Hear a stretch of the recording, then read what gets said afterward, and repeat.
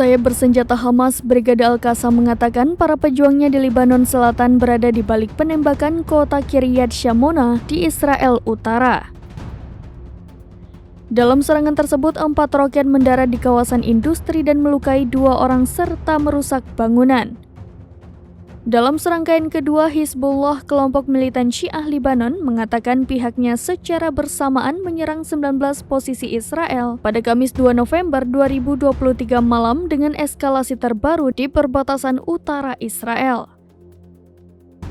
Pertukaran pada hari Kamis terjadi sebelum pidato Hasan Nasrallah, Sekretaris Jenderal Hizbullah di Beirut pada hari Jumat.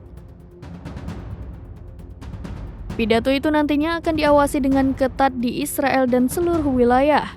Hizbullah seperti Hamas adalah proksi Iran.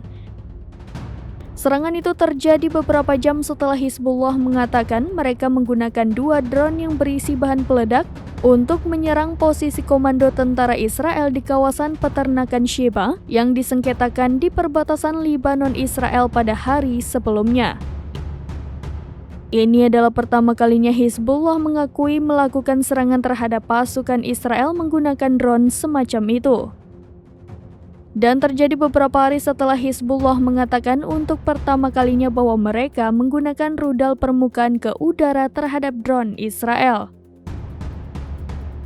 Pejuang Hizbullah telah saling baku tembak dengan pasukan Israel di perbatasan Israel-Lebanon sejak 7 Oktober, ketika Hamas membantai sekitar 1.400 warga Israel dalam eskalasi paling mematikan di perbatasan sejak perang tahun 2006.